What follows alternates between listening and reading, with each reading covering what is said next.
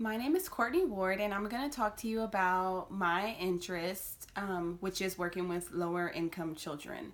So, I started working at Head Start with the 2.5 to 3.5 year old children, and initially, I was very kind of overwhelmed. I wasn't getting the response I wanted from the parents, and I mean, the children weren't listening, and I was just like, oh my goodness, what was I getting myself into? I was very frustrated, and then I got to thinking, well, what if these 9 hours that these children are with me are the only 9 hours of love and structure and learning that they're getting? So I took my approach another direction. Instead of being frustrated, I took it differently.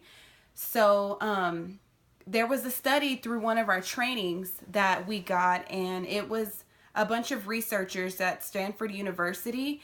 They took about 40 different families, and it was some poor families, higher up families, and middle class families. And what they did was they recorded the homes for about an hour each in the afternoons, and the lower income families got a significantly less amount of words that were heard than the other groups of families, and this became known as the 30 million word gap.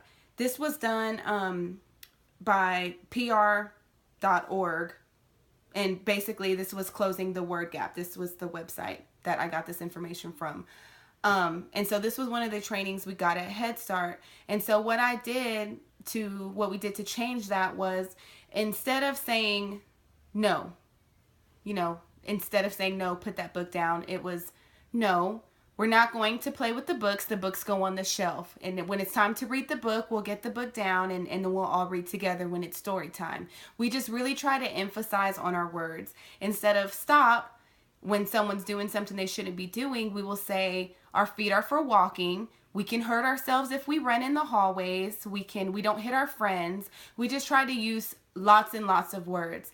And I started getting feedback from parents that really made me excited. I got so excited, and that's, I think, what made me really more passionate about it. I had a kid who only spoke Spanish, and I thought to myself, how am I going to outreach to this child? So I started reading at home, and it said kids learn a lot quicker than you think. I obviously don't speak any Spanish. He only spoke Spanish. So the mom came back, and I actually downloaded a Spanish translator app so I could send little communications to her, because I still want her to know how her child is doing. And she wrote something on a paper, and she said her son had been coming home and saying tons of English words. And that just blew my mind. That from that moment on, I knew I wanted to work with these group of kids. And I just started thriving on it. And it felt like I started reading more and doing more, and we labeled everything in the classroom with words. Trash can had the word on it. Table had the word. Curtains, we labeled it with the word. Everything, just words, words, words, words, words. And so the kids started reacting. They started speaking more. And I mean, this was just in a couple of months. We saw such a big difference. And so now the kids just look at you. They just want to know, what are you going to say next? It's not just looking like with a blank stare. They're just waiting. They're just thriving off of the words that you're going to say. So those were some of the changes I made in the classroom. The feedback from the parents just made it so much better. That made it so much more passionate. The reactions from the kids.